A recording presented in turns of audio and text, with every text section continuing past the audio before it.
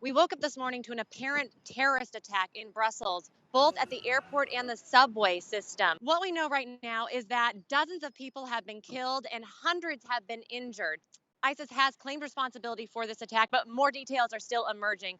So I wanted to know what Mayor Bill de Blasio's reaction was to this news and how the city was going to react to it. At the press conference, Mayor Bill de Blasio continually stressed that New York City preparedness is at its top for events like these. And that since 9/11, he claims that they've thwarted at least 20 attacks. They've added police to subways, and they've improved their ability to immediately stop attacks like this. Now, I asked the FBI director and Commissioner Bratton a question that is on all of our minds. Yes, the FBI has said that they're monitoring about 100 people 24/7 who could possibly be inspired by these attacks in Brussels.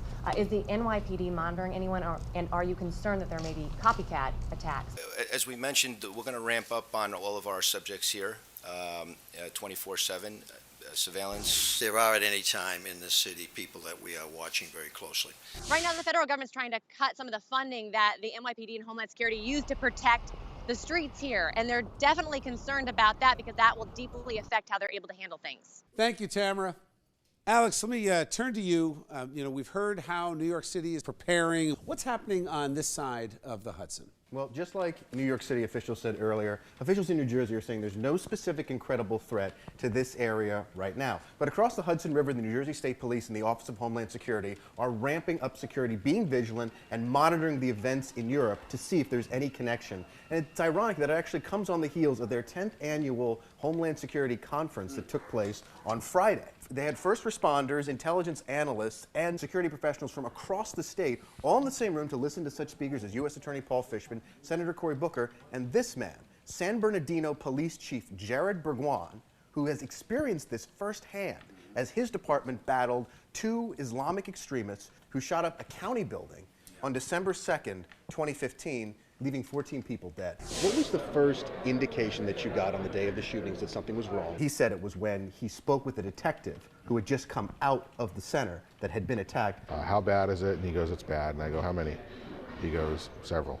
I'm like, several 2, several 10. And yeah, he goes, oh, we got at least 20 that are shot, And, the number turned out to be 36. So when you hear that, you got at least 20 people shot, that's huge.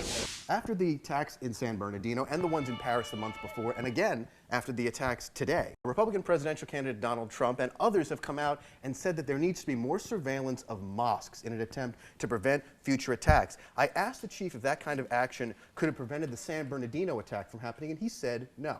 Just watching a mosque in and of itself isn't going to do you a great deal of good. You need that human intelligence. You need people that are willing to step up and say, hey, I think you need to watch that guy. He's a problem.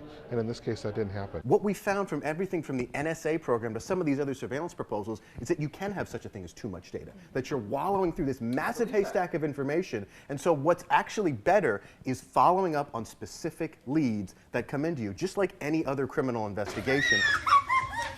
The reality is that terrorists want us to be afraid. They want us to stay in our homes and never come out, ever. It's funny. I had a few callers this morning that said similar things like, hey, you can't let the terrorists win, etc.